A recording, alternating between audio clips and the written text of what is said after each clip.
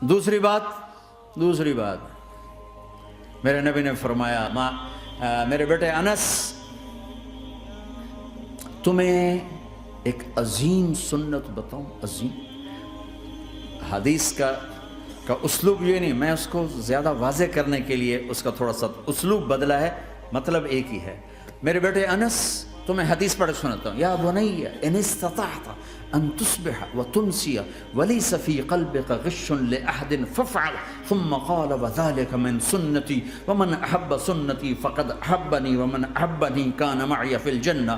اس کو میں یوں بیان کرتا ہوں، میرے بیٹے انس، تمہیں ایک عظیم الشان سنت بتاؤں۔ ذالکہ کا ترجمہ، میں تمہیں ایک بہت بڑی سنت بتاؤں، بہت بڑی سنت۔ ہم تو ذرا ابھی نیچے چل رہے ہیں۔ میرے نبی نے کہا بڑی سنت بتاؤ۔ کہا یا رسول اللہ کیا؟ کہا صبح شام اپنے دل کو لوگوں کے بغض سے صاف کر دیا کر، صاف کر دیا کر، صاف کر دیا کر۔ جس گھر کو صبح شام صاف کیا جائے کتنا وہ چمکدار ہو جائے گا۔ جس کپڑے کو صبح شام دھویا جائے، پریس کیا جائے، کتنا چمکنے لگ جائے گا۔ تو دل بھی ایک گھر ہے، دل بھی ایک کپڑا ہے، اس پر داغ لگتے ہیں۔ جب میں کسی کے ساتھ نیگیٹو ہوتا ہوں تو اس کا اثر اس کے دل پہ جاتا ہے۔ تو میرے نبی نے فرمایا بیٹا، چونکہ آندھی بہت زیادہ ہے تو صرف ایک دفعہ جھاڑو دینا کافی نہیں ہوگا، صبح بھی جھاڑو دینا ہے اور شام کو بھی جھاڑو دینا ہے، اور رات کو سونے سے پہلے یہ کہہ کے سویا کرو یا اللہ میں نے سب کو معاف کیا۔ کوئی معافی مانگنے آ جائے تو دیر نہ کرنا، فوراً معاف کرنا، اور تم سے خطا ہو جائے تو معافی مانگنے میں دیر نہ کرنا۔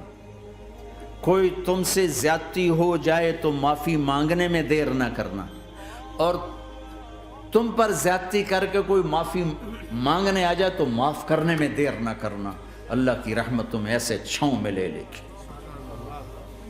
دل کو صاف رکھو، بے حساب جنت میں جاؤ گے، بغیر حساب جنت میں جاؤ گے۔ دلوں کو صاف کرنا سیکھ لو۔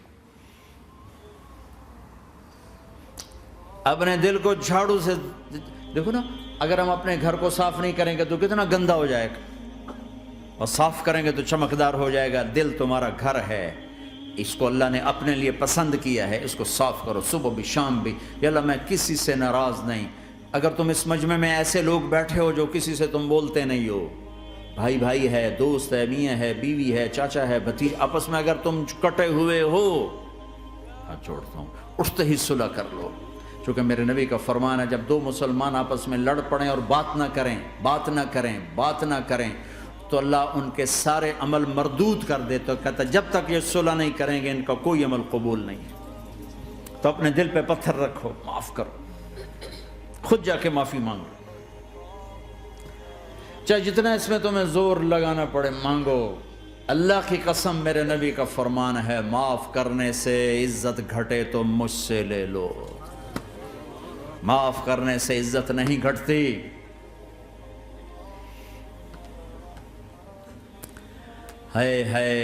ایک بچے نے معافی مانگی اور ماں اس کو کہہ رہی تو اتنا بے غیرت ہو گیا ہے کہ تو نے معافی مانگی۔ اگر ماں کہہ رہی تو اتنا بے غیرت ہو گیا تو نے معافی مانگی۔ ماؤں کا یہ سبق ہوگا تو اولاد کیا کرے گی؟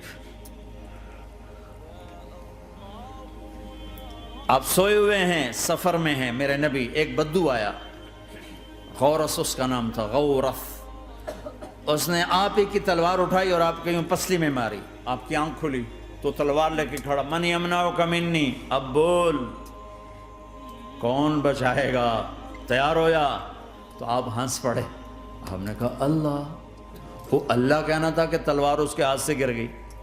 تو آپ نے اٹھا لی، آپ نے ایسے سیدھی کی، آپ نے کہا اب تمہیں کون بچائے گا؟ کہنے لگا مجھے تو ہی بچائے گا۔ تو آپ نے کہا کلمہ پڑھتے ہو؟ کہا نہیں پڑھتا۔ کہا جاؤ معاف کیا، جاؤ معاف کیا۔